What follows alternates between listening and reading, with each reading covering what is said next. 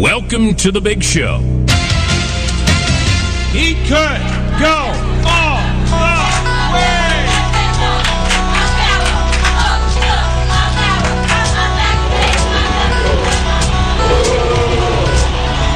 Oh, America, are you serious? It is showtime, baby. Here we go.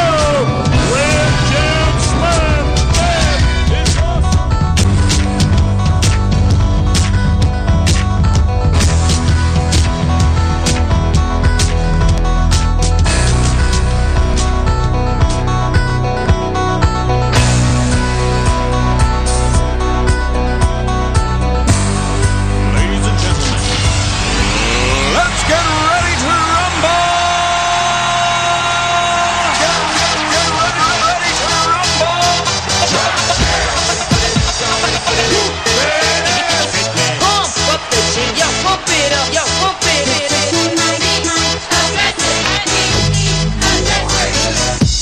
For this. I like to move it, move it.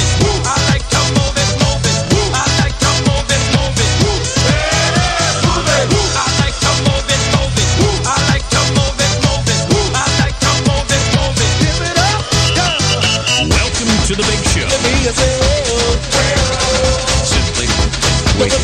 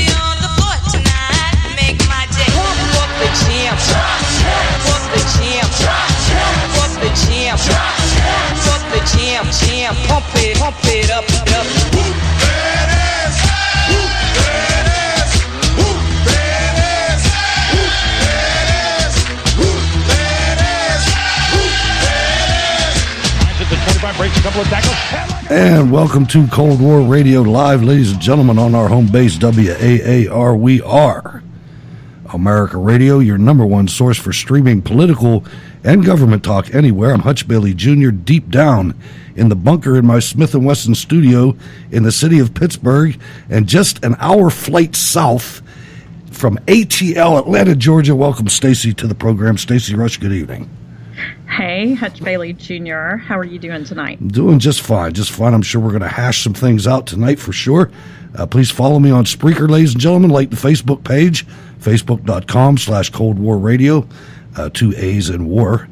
You can catch the show on Blueberry, Roku, YouTube, iHeartRadio. There's a Cold War Radio app at your app store for free. The email is hutch@steelcityresistance.com. And the Cold War Radio patron hotline is active at 412-567-1460. The chat room is up on Spreaker. That is the place to be. Ladies and gentlemen, if possible, if you need a link, go to steelcityresistance.com, and you can catch the link to the chat room. The show notes links are there, and you can also become a Cold War Radio patron. In the chat room on the right-hand side of the web page is a button that says Become a Patron. If you don't like all those interwebs dealings, you can write to Hutch Bailey Jr. at P.O. Box 96022, Pittsburgh, Pennsylvania 15226. So thank you for coming, ladies and gentlemen. We appreciate that each and every time we're on the air, which is Mondays, Tuesdays, and Thursdays for this program, and Sundays for Steel City Resistance. Now there's a little bit of consternation out there in Trump world. We've seen that. First of all, it's still unbelievable to me, Stacey, that you have major, or I should say senior congressional leaders pointing out that Mueller has a a definite conflict of interest in this case. And I mean, I've heard reports that have gone so far as to quote the USC, the United States Code, and read it out. And it's clear that she should recuse himself. I mean, it says he shall recuse himself, but we saw Hillary Clinton get away with the same thing with her email. So you just wonder if we're not in a lawless environment. Mueller has impaneled a grand jury and has said that he is going to go deep and follow the money, something that's, unless they're saying that somebody paid somebody else off to throw the election or something like this. Is just fantasy land. It is fantasy land, but it's very troubling to me. This entire thing is very troubling to me in the situation that they're going to follow the money with Donald Trump. So the special counsel has been appointed to investigate a conspiracy theory of which there is no proof. So now he's going to investigate everything that Donald Trump has done in his entire business life that may or may not be associated with Russia, when we have real facts on what Clinton did with Russia, and we certainly have plenty of money to follow in that case, and I don't recall any sort of special prosecutor being assigned then. So this really does throw up a red flag for me, and I'm concerned about it. And the reason I'm concerned is not because I think they're going to find anything. It's just going to draw this process out even longer, and it's paralyzing Donald Trump from doing what he needs to do for the American people, and that makes me most angry of all. I think, I have a point and then a question. The point is, I think that the reason that makes me the most nervous is the absolute traitorousness, if that's a word, of the Republican Party. Mm-hmm. I don't trust the Republicans. I think the Republicans would love nothing more than to throw him in jail, and they would give up power for however long that took. Of course, I agree, 100%. And that scares the hell out of me. People listening to you right now who do not understand that need to wake up. 100%. I mean, the only way we get out of this mess, ladies and gentlemen, the only way that Donald Trump gets his agenda, which is our agenda, passed through, is if we do something. We have to purge the Senate.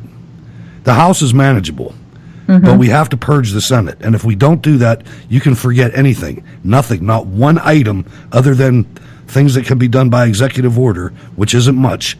Actually, it's quite much with the Supreme Court. But none of the tax, none of the Obamacare, nothing. Immigration, nothing is going to get passed if we don't get rid of these flunkies in the Senate.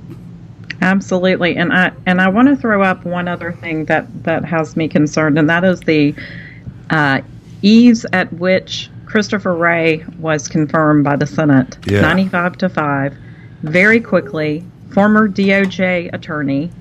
And so now you've got him, you've got Mueller, former DOJ, who is heading up the special counsel, and then you've got Sessions, who's recused himself, so you've got Rosenstein as well. These, to me, are people who have been involved in D.C. for far too long, and I just feel like I feel like Trump is surrounded at this point by people, not just the Republican Party, who would, as you said, gladly give up power, as they showed with this stupid Tom Tillis going in with a Democrat to protect this investigation if Trump should fire Mueller. I feel like he's being surrounded, and it is very concerning to me at this moment. But let me just give a little bit of encouragement. They're all surrounded by us. Mm-hmm. They're all surrounded by us, and if we have to, this is a call to preparation for action. You might not be able to just sit at home and save this country. Nope. You might have to use yourself and your resources to do this. So everybody needs to take stock and see what's important to them. And I'm not saying it's that time yet, but it's certainly time to think about it, because the deck is appearing to be stacked. Now, the question I had for you, Stacey, is do you think, after all this, do you think that Hillary Clinton, Comey, Holder, all the rest of the cabal, can they possibly get away without getting investigated themselves when this is all said and done? Well, first of all, I think they could. Absolutely. If this special counsel is not investigating crimes that have come to light since this whole Russian interference with our election, if they are not investigating the unmasking appropriately, yeah, I think that they can. And then you add to that what McMaster did by basically giving Susan Rice a pardon with the letter that he sent out that was covered today. It's real troubling to me because to me, and I'm not an expert in this area, the letter read as if he's saying you don't need to know anything. You can unmask anybody you want to, and you will not be charged for a crime. That's essentially the way that I read that letter. And I'd be curious to know if these other people who have been called in recently to testify, which most people aren't hearing about, Ben Rhodes, Samantha Power, have one of those letters in their pockets as well. I don't know. So yes, I think it could happen. I'm going to throw a little bit of cold water on that, but I'm going to wait till we get there, just because I don't know. We'll get there in a second. But the other thing that's troubling is the amount of treason that's going on in our media and being fed. You can't blame it all on the media, but the Washington Post leaks full Trump transcripts with foreign leaders. I mean, think about that. That's never happened before in the history of the country. No. And the media has no problem putting it out there, but it's not their job to judge. I mean, it used to be, but anymore it's all good no matter what. But why can't they catch somebody? Yeah, I mean, this is limited. The only hope that I have for your audience, Hutch, is that tomorrow, Jeff Sessions is having a press conference where he's going to be talking about investigations into leakers. I pray there is some big announcement that's going to come out of that. That's the only sliver of hope I'm holding on to at all, because I am with you. It should not, listen, if you saw anything about the WikiLeaks dump with the CIA tools and such that they have, it would not be difficult to figure out who these leakers are, even without using something like that, which I'm assuming would be illegal to listen in or figure out such a thing. But you could leak a fake story. You could do anything to figure out who the leakers are. So I do not understand how they have not figured this out. It's the President of the United States. Come on, man. I mean, if we don't have this under control, Russia could steal our election. I mean, if we can't catch a leak coming out of a high office like that. I know. How difficult would it be?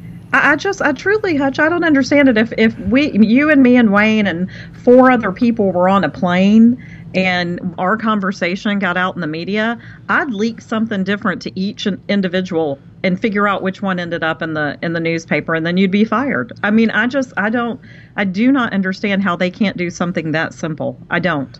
But the other thing I would say is those conversations, were they not from a while ago?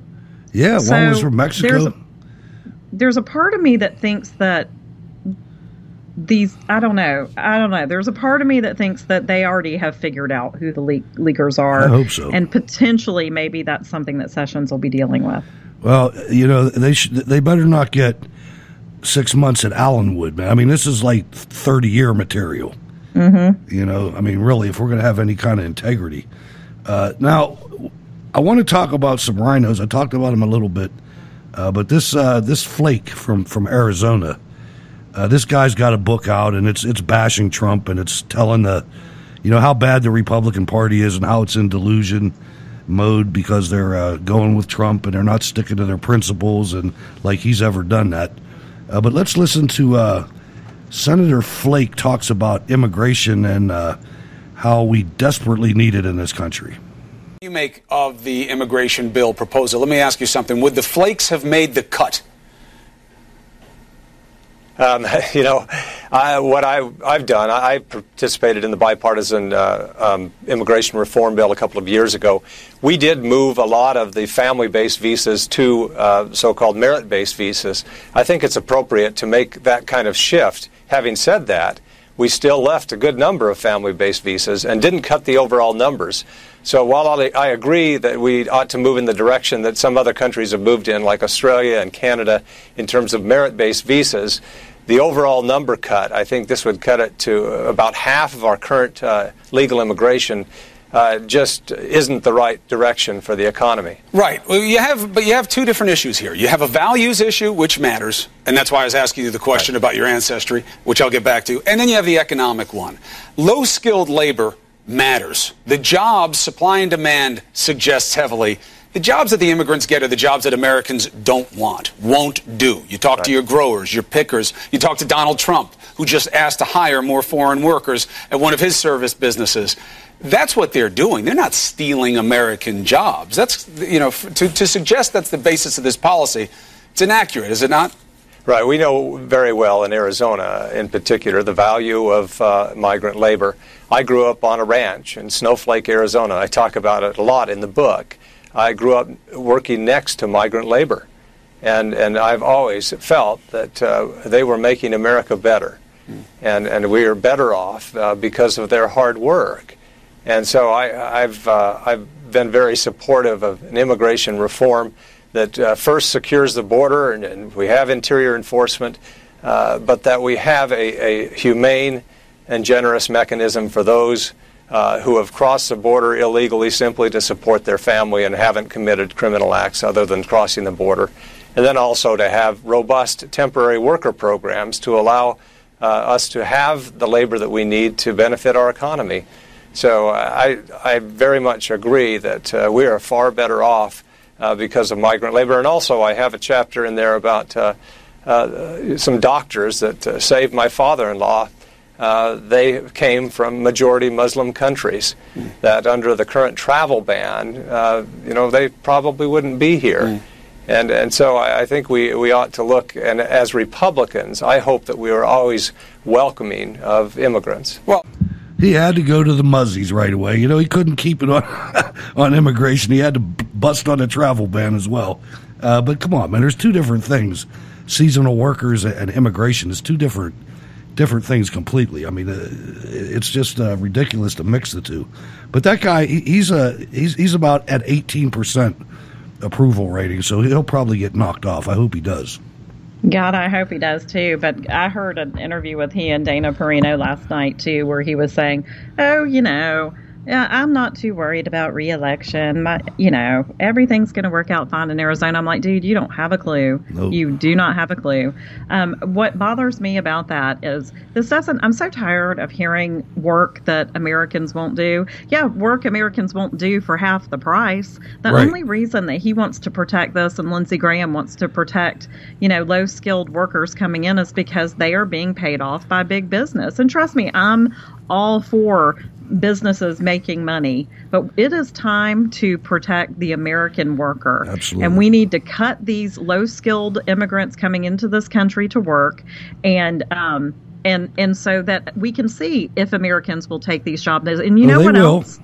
If we stop paying so much in welfare benefits, I bet some of these Americans would get off their butts and work. In Georgia, we have put in a work requirement for our welfare benefits, and you saw that stuff drop like nobody's business. That's absolutely right. And, they're talking two things. Flake and McCain, the migrants, the immigrants that go there work in the tourism industry. We're talking two different things. The farming, I understand. I mean, we had a guy on the show one time, and he made it perfect. Well, he emailed me, and he made it perfectly clear to me that, like, down in the South, they've been living with migrant labor since the country started. I mean, and it's legal, but they come here and they work and they get the crops whenever it's harvest time, because there's not enough people that live down there to get the crops in. And that's a different thing. The same family's been coming back and forth, and they're not American citizens, and they pay tax. They get taxes deducted. But this immigration, and I'm going to talk about this immigration, these people are lying. Flake and all of them, they're lying about what they want, because when you hear this, it's going to stun you a little bit. But first, I want to jump back. No, you know what? I'm going to go right into it. I want to talk a little bit, ladies and gentlemen, about immigration, because a lot of people don't realize that this predicament that we're in just started. This is not something that has been with us for our entire existence as a nation. And these people are up there trying to rewrite history. They're trying to make it out like the Statue of Liberty is a beacon for people to come into the country, and it's not. The Statue of Liberty's torch was looking out toward the rest of the world, toward bringing the greatness of America to other countries. That's why France gave it to us. Somewhere down the line, they tacked that poem on there, and it changed. But that's the real reason for the Statue of Liberty. I just want a reminder, I have a short list here of the immigration policies that Ted Kennedy and his extremely talented staff put into effect. Ted Kennedy single-handedly almost destroyed the demographics of the United States. The 1965 revamp of the entire immigration system ended 40 years of low immigration, got rid of solid numerical caps, and opened up chain migration into every overpopulated country in the world, exploding annual immigration numbers. What used to happen was every country, mostly Northern European countries, industrialized countries, there was a certain amount of people that could come in from each country. And that was it. You didn't come in here if you didn't have something to offer the country. You certainly didn't get in here if you had no skills. Massive expansion of the refugee programs in the late 70s opened up massive loopholes and encouraging a domestic resettlement industry that became a major lobby for more and more overall immigration. In 1986, blanket amnesty. Kennedy's skills may have been best seen here, where he got legislators on the Republican side to agree to the amnesty in exchange for enforcement rules that he made sure were written in a way that would not ever work. Within a decade, he would be using the inability to enforce the 1986 rules as an excuse for why we needed more green cards and more amnesties. An example of Kennedy's great skill was that he persuaded Ronald Reagan to enthusiastically support his bill. And we all know what happened there. There never was a fence. Mm-hmm. The 1990 Immigration Act, which increased overall immigration by another 35%. The first President Bush was Kennedy's co-partner, just as the second President Bush was Kennedy's eager co-partner in trying to force through another blanket amnesty from 2001 to 2008. The 1990 Act also established the lottery, whereby we randomly give away 50,000 green cards a year to people in countries picked because they have the least ties and cultural association with the United States, and which disproportionately are terrorist-sponsoring countries. This was something of a compromise for Kennedy, who was able to ensure that during the first few years, much of the lottery winners would be illegal aliens from Ireland, his own ethnic group. The H-1B visas, which have enabled corporations to keep hundreds of thousands of American kids from getting a foothold in the high-tech industry. The total defeat of liberal civil rights champion Barbara Jordan's Blue Ribbon Commission recommendations to reduce overall immigration and eliminate chain migration and the lottery in 1996, and then 6 mini-amnesties that passed in the 90s, primarily aimed at specific nationalities. It all started in 1965. And you can, for those of you my age, I remember when my city, Pittsburgh, there was 2 ethnic groups in Pittsburgh, blacks and whites. I mean, there was several flavors of each, but there was no other influence. It's no longer like that. And it's because of what I just read. And every city in the country is like that because of what I just read. And our crime rates and everything else are like that because of that. And they're continuing, these evil Republicans are continuing to facilitate this. And I just wanted to bring that to everybody's attention because there's a lot of people out there that are trying to make it sound like we've been doing this since we were here. This was a country of Americans, not a country of immigrants. Yeah, no doubt. And you know what? Just to lighten it up a little bit, because I can hear the angst in your voice, Hutch. But you know, it turns out that poem on the Statue of Liberty is not the law of the land. No. So we did have some immigration rules.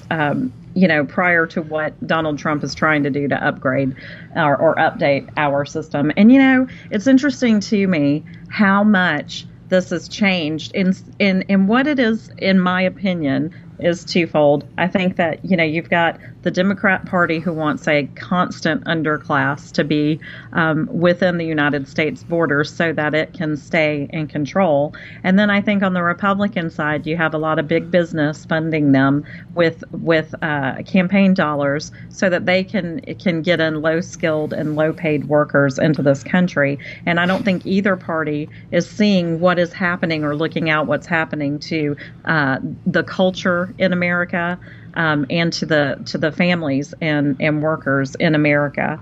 And I think Donald Trump is. And what infuriates me the most about what he brought up as far as his plan is concerned, or actually the raise plan is concerned, is it's common sense. And the American people like it. Yeah. And to hear Lindsey Graham and Flake, and there was another one, I apologize, it's Ron Johnson, I think it was, that are starting to slam the RAISE Act, and it infuriates me. And when I hear pundits, even Rush Limbaugh, talking about how this act doesn't have a chance, why doesn't it stand a chance? It is absolutely common sense. We have always had a situation where we should be, and even countries other than the United States, have a system on which they accept immigrants. Why would you not want to bring in more people who can lift your country up versus tearing it down and tearing it apart? This is a very common sense and fair way to handle legal immigration in our country. And when I hear pundits and politicians that are supposed to be on our side say it doesn't have a chance to pass, that infuriates me. And that lets me know we need to get rid of most of the people in the Senate on both sides of the aisle. You're absolutely right. And I mean, when you have 52 Republicans, and 35 of them are corrupt, at least, that are getting paid, and that's exactly what it is. I mean, Lindsey Graham doesn't even hide it. He comes right out there. He's all for amnesties. Many Mexicans as you could get here, bring them in. And what you said about the pay, I'll give you a personal story. Where I work, there's a grounds crew that comes out there every week. And for the past 17 years, it's been Mexicans. And it's been 7 or 8 of them, and they've been middle-aged. And they come out there, and they knock the grass out. They do all that. Well, ever since Trump got in office, the same company, 3 teenage white kids. Huh. Same company. And you're telling me that you bought 5 Mexicans for what it cost 3 minimum wage kids. Mm-hmm. That's the problem right there. It is. They're getting half pay. It absolutely is. And that's why I'm saying I'm so tired of hearing about these jobs that Americans won't do. You stop bringing in this low dollar labor, we might have to pay more for what we're consuming, or maybe not. Competition comes out there and figures out another way to do it. Americans will do the job. They're just not going to do it for $5 an hour to go out and break their backs. Well, you shouldn't be paying Mexicans $5 an hour to go out and break their backs in 100-degree heat. Right. No question. I mean, it's infuriating to me. 412-567-1460 if you'd like to be on the show. Let's talk about this H.R. McMaster situation, and you know how I stand. I don't like the guy. I don't trust him. He's drumming all kinds of people out. But I want to go to the letter that he gave to Rice. And I think that this, if you look, there's an analysis of this on the conservative treehouse, and I don't agree with it completely, but I think if you look at the letter, and you can see it in the show notes links, and what it basically does, they're making it out like she's able to go unfettered into all kinds of different records and things like that. But really, if you look at it, and I'm trying to get the right, it's kind of hard for me to read this. But do you want me to read it? You can read it. Yeah, sure. Okay. The National Security Council Security Office, and this is the letter, sorry, I probably should have started with Dear Susan, from McMaster to Susan Rice. Undated. The NSC Security Office has informed me you have an active, top-secret, sensitive, compartmented information clearance sponsored by the NSC and maintained by the Office of Administration's Personnel Security Office. Dear God, that's a lot of words. Going forward, the NSC will continue to work with you to ensure the appropriate security clearance documentation remains on file to allow you access to classified information. And see, that bothers me, Hutch, and I know you're going to talk about it in a second. Why should she still have access to classified information? Well, this is continue into the second paragraph. Okay, since the NSC maintains your clearance, you also can contact the NSC security officer to pass your security clearance to other agencies in the private sector if necessary. Pursuant to the Section 4.4 of Executive Order 13526, access by historical researchers and certain foreign government personnel, I hereby waive the requirement that you must have a need to know to access any classified information contained in items you originated, reviewed, signed, or received while serving as National Security Advisor. This decision is based on my determination that such access is consistent with the national security interest of the United States and that appropriate steps have been taken to protect classified information from unauthorized disclosure or compromise and to ensure that the information you access is safeguarded in a manner consistent with EO 13526.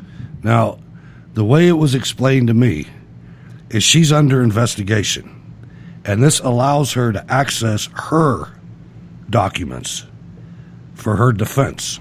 Okay. That's the way it was explained to me, and that second paragraph, it seems like a lot of the Breitbarts and stuff never got past the first paragraph. Right. And I was concerned about this too even when I read through it the first time, talking about the historical information. That does make sense if she needs it, if being under investigation. That does make sense. All I kept thinking was, when I read the first paragraph, I'm like, why would she still have access to this? Because she is under investigation. So that's where I was running into the issue as well. And let's not get confused that I like McMaster.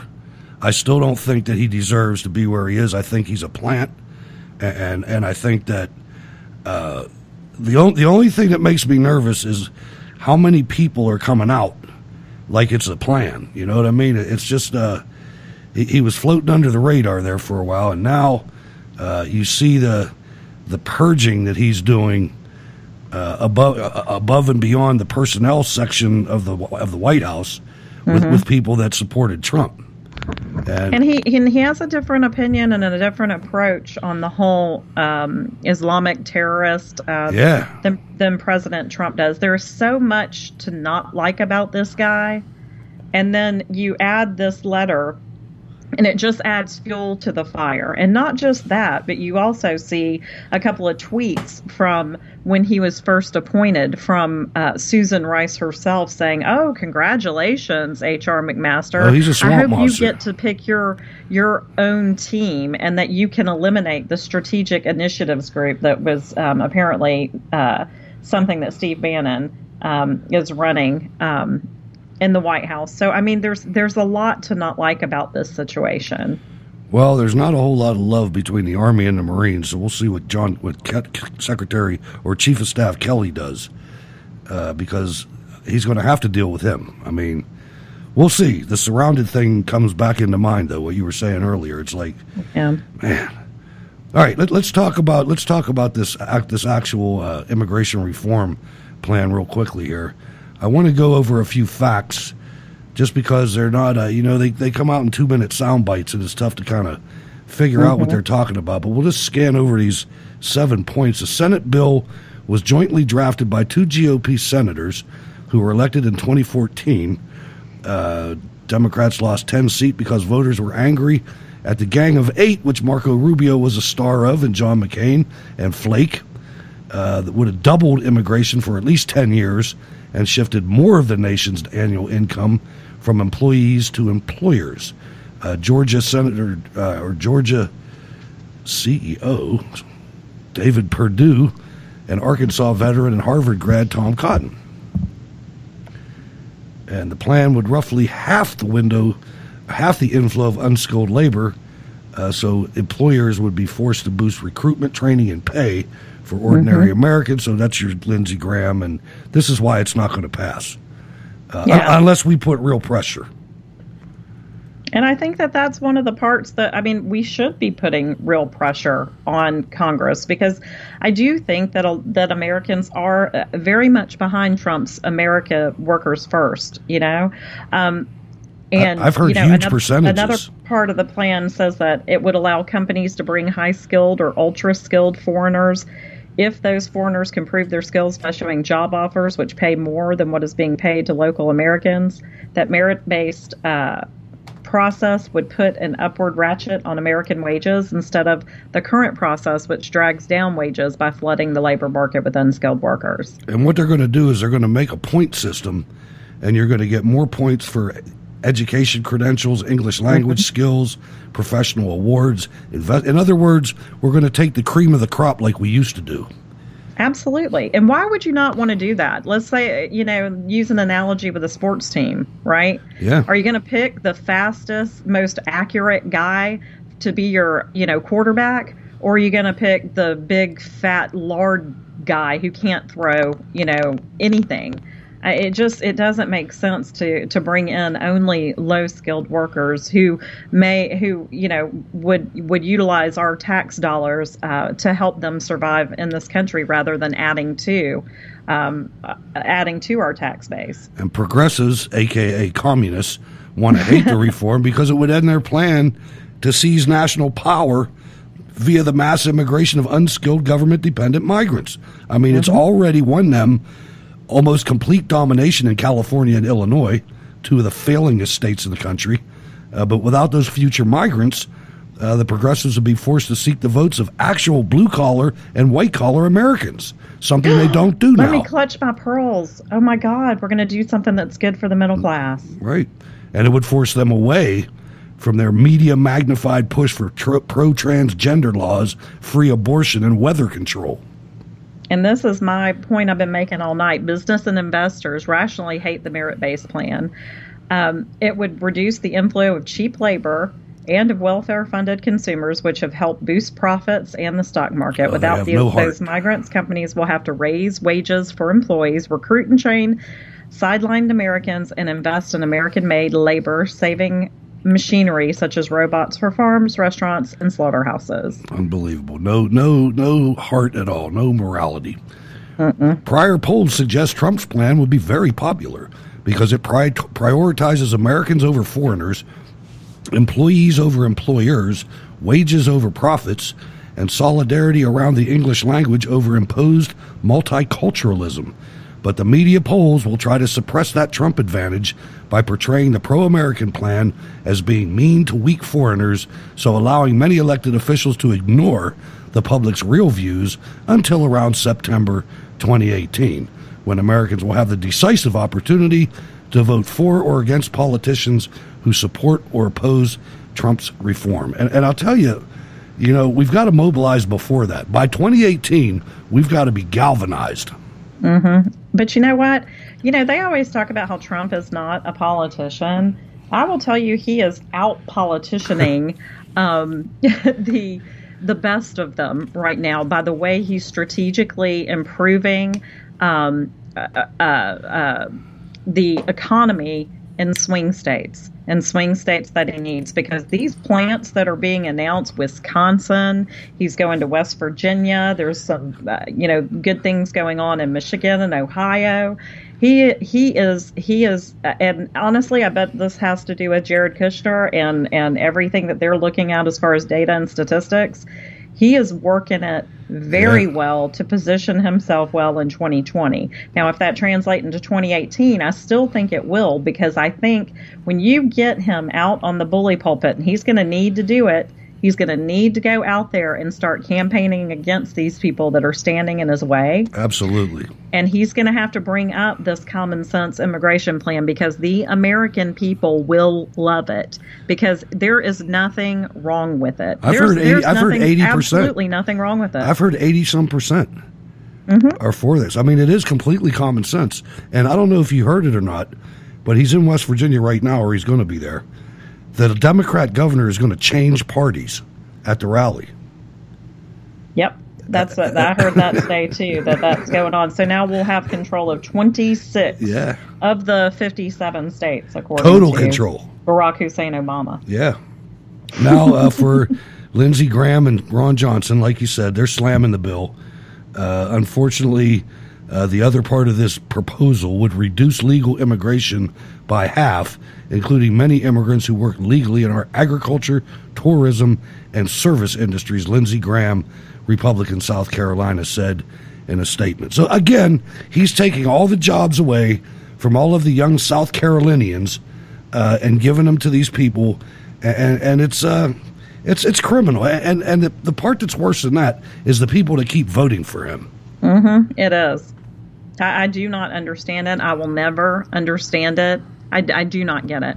How he can get reelected, and maybe it's because it takes so much money to run a Senate campaign, but they've got a really good competitor in Dr. Kelly Ward in Arizona, and I hope she kicks his tail. I hope in Alabama that Mo Brooks, I think is his last name, beats whoever the person was that was appointed in Alabama. There's actually 3 of them, and Mitch McConnell has dumped $500,000 of super PAC money against Mo Brooks.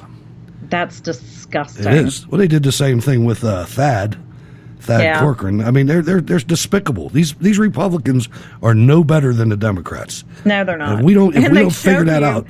They show you, and that's the one thing that I think Trump is doing well, is he is forcing them to show you who they are. So you can pick them out. Now, whether or not people in these states actually get up and do the right thing and get these people out. See, we got to stop voting out of fear. A lot of times these incumbents will beat a primary challenger because the fear vote is that the primary challenger has no way to beat the very well-financed Democrat, opponent that they'll be facing. And that's usually why the incumbent ends up winning. And we've got to stop voting out of that fear. We have got to find these good primary candidates like they have in Arizona and like they have in Alabama and support them full-heartedly and get some of these jackays out of there. Oh, you're so right. I mean, McConnell, man, how can you go through what he just went through and not step down? They don't have any integrity at all. He's a failed leader, and they should make him step down. I mean, we got to get some more Tom Cottons and people in there. I say more veterans. Mm-hmm. Get more veterans in there in these states. Go out and run. You'd be surprised how many people will help you out. There's not, that's why we do these shows, to get this information out there. And I just hope and pray that the audience, that you guys are out there echoing us to your friends, even if they don't listen to the show. At least we have to expose these Republicans. They're despicable. And they're the reason. Anything that happens during this administration that's wrong, it's because of the Congress, the Republicans in Congress. Mm-hmm. And there's a page on my website called The Federal Government. And you can go in there and get the Twitter handles of every GOP senator, and I think the House members too. Because that's the way to do it. Embarrass them. Get some of these bigwigs to retweet you. It takes its toll, believe me. They all have paid staff working Twitter in their offices. Absolutely. Absolutely. And I tell you, it's the only way this is ever going to change is if we get more regular Americans in the Senate, especially the Senate. Yeah. Because it's unbelievable to me, these lifers.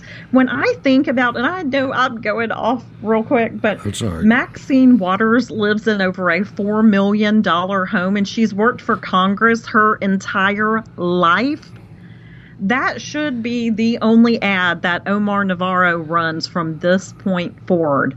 Ask yourself, are you doing this well? Since you've been under the thumb of Maxine Waters, what has she done for you? She's made enough money to purchase a $4 million house. How has your life improved? We've got to get rid of these life. How many tourists are flocking to Compton lately?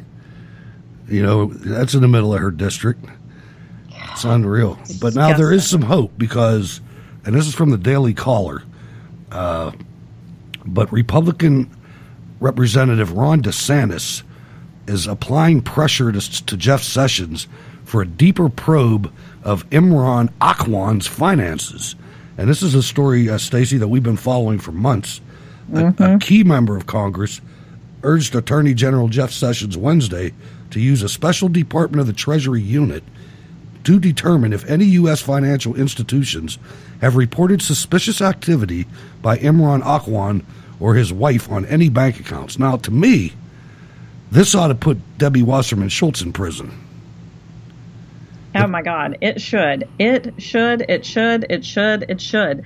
And especially after watching her get on to the Capitol Police like she was going to threaten to hold their funding. This woman has something to hide.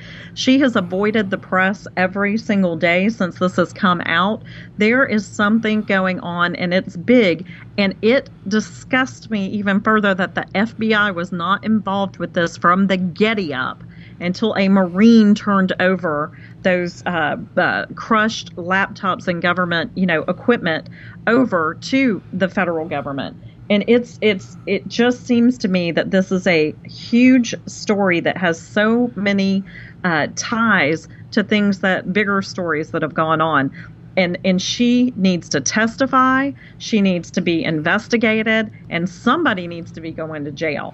I mean, period, end of story. Because if there was ever a breach of national security, it's those guys who did it. The people whose emails they had access to is unbelievable. And there was allegations been able to get. There was allegations that information was being sold to foreign governments. Absolutely, and I believe it. 100% That's death penalty. That's death. We used to kill people for that. I know. But they won't. Part of me wonders too. What did those people have on her, or is she just so politically correct that she was afraid to fire a Muslim? I mean, I don't know what it is. Is she? That's the defense they're using, that this is all Islamophobia. Well, I mean, but could it be? Could she be that absolutely pathetic? I don't think they're so. Ruthless Because of her intertwined, rigging the election for Bernie Sanders. The woman knows no shame. And I think that there's something too. nefarious going on here. They're the most ruthless, racist people on the planet. I mean, they're not who they make out to be. But this is something. I mean, DeSantis, who chairs the House Oversight Panel's National Security Subcommittee, questioned Sessions regarding the criminal investigation of Awan in a letter released by his office, giving the alarming amount of funds that were wired to Pakistan as the Department of Justice utilized the United States Department of Treasury Financial Crimes Enforcement Network to investigate the financial records of these mopes. Now, the thing is, I think that number one priority ought to be fully staffing the Justice Department. I have a feeling that there's a lot of positions there that aren't staffed, and they've clearly got the most work ahead of them. And I'm like you. I'm waiting for this news conference. Mm-hmm. Some news conference in the sky that comes out and starts naming names and starts, telling the truth and putting us on the path to justice, because we are so bad right now. And I'm telling you what, if something doesn't happen with this group, with the Awan brothers and Wasserman, if she isn't indicted on something, I'm done. I'm done, because there is no justice out there. I'm with you 100%. Deborah from Texas. Good evening. What's on your mind? Hi, guys. How are y'all this evening? Doing Hey, great. Deborah. Hi. I want to ask, I'm trying to link this story. I think he was an FBI agent that ended up in the water in Florida. And he was supposed to be a good dad, and no reason should he have any head trauma. Is he anywhere around our, how did you state her name? Was a man Schultz? Yeah, Is that the way you did it, Hutch? Yeah. I loved it. I thought that was so dang funny. That's an ugly woman. So I'm wondering, since I haven't been able to find any trail that would lead to what exactly was he investigating, and where is the territory that he was investigating? Did it have anything to do with was a man? I don't know. That's the first I'm hearing of it. Me too. Well, I picked up on the story either by the Daily Caller or the American Thinker one day. I'm going, FBI agent investigating something in Florida. And I think it was tying something to her, but I don't know that for a fact. I jotted down a note. I I'll wish look I could into give you more details. I'll try to do some research on it. Hutch and send it to you. But all I know is the FBI agent was in Florida, and he may have some head trauma.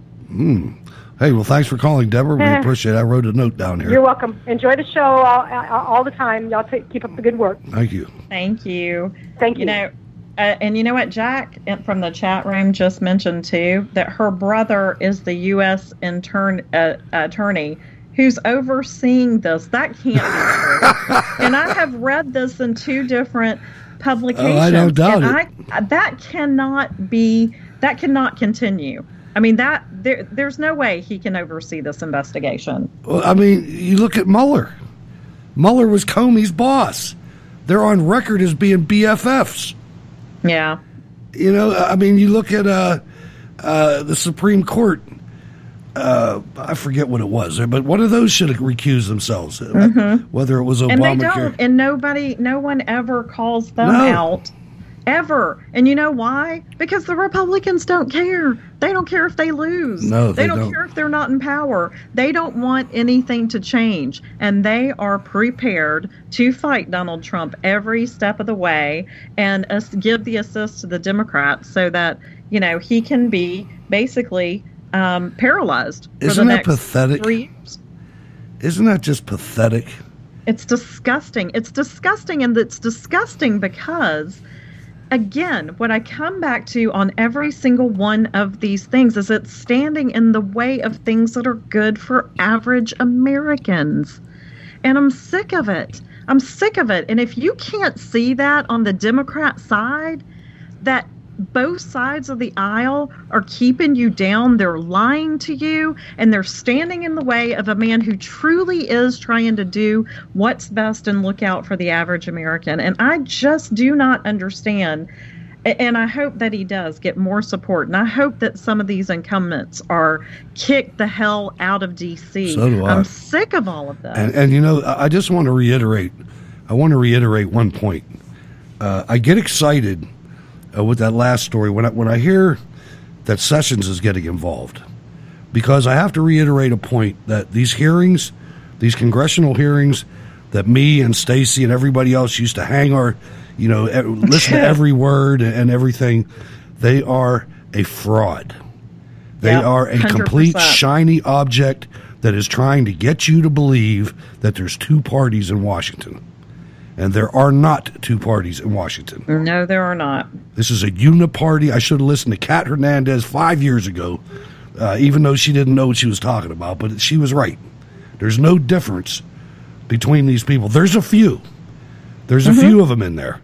But the vast majority of these people in Washington are people of Washington. That's right. They're different flavors. And hey, who can blame them? You represent Compton in California, and you're a gazillionaire now. Exactly. Who can blame them? Right. And I mean, and this is the part that's going to sting, because I know there's a lot of people that love Trey Gowdy out there. Yeah, Trey Gowdy I was just about to say it. Trey Gowdy is their number one man. He is their number one man that is throwing you off, because nothing has ever happened because of Trey Gowdy. That's right. I asked somebody the other day, what has he done? And I love that man. Me too. But what has he done? The only person that can help us right now is Jeff Sessions. That's right. The rest of them are all just phony. They're all car salesmen. And I hate to say that. I mean, I've loved some of the things that Trey Gowdy has gotten on the podium and said. But what happened? Nothing. Hillary Clinton is still walking around. That's right. Eric Holder's making more money than I'll ever make the rest of my life. Absolutely. You know, it's all a sham. It's shiny objects to make you think that there's a fighting chance for you, and there's not. Unless we get the law. The law has always been the last step. That's right. If we have an attorney general with integrity who doesn't get knocked off somehow, then we got a shot. And we do. I know people are frustrated with Sessions, and I might be joining you tomorrow after his press conference if it's a big nothing burger. But that man understands the law, he loves the law, and he is a man of integrity. All right, Patty, we got a couple minutes. What's on your mind? No, I was just wondering. I thought that they had started an investigation into the Clintons and so forth. Well, Has he not? There's a press conference coming up. What is it, tomorrow, Stacy? Yeah, sometime tomorrow. I don't have a time on it, but yeah. And, you know, they did, I know that there, and if you're speaking about the foundation, there definitely was an investigation going on for the foundation. I don't know what has happened with that. But that's not to say that it's not continuing. But there has not been a lot going on. And here's the other thing to remember, too, that I try to remind myself of a lot. Most of these investigations go on in private. We don't really know what's going on. And when you do have people of integrity in the FBI and the Department of Justice, we typically don't know what's going on every step of the way. So simply because things aren't being talked about doesn't mean that there's not an investigation going on or continuing on the Clintons behind the scenes that we're not constantly updated on. Can we still hope? Yeah, we sure can. Patty, thanks for calling. I'm out of time. All right, bye-bye. Call back again. All right, so Stacy, we're about out of time. How can people get in touch with you on social media? You guys can most easily reach me on Twitter. I'm at DiscoveringMe40 on Twitter and The Right Rush on Gab. And thanks, guys. Hutch, it's a pleasure as always. Right back at you, Stacy. Thank you very much. I'm Hutch Bailey Jr. on Facebook, Bird's Eye View on Twitter. I want to thank everybody for checking in on the chat room and having a robust conversation as usual. Wayne Dupree coming up next at 9. I'll be back on Sunday with Jack Hat Mountain on Steel City Resistance at 8 p.m. And then we'll be back on Monday. We're going to talk about the rape of Nanking with Norway. Hello, Radio Norway. All right, ladies and gentlemen, it's been great. Thanks for letting us into your life for 1 hour. God bless.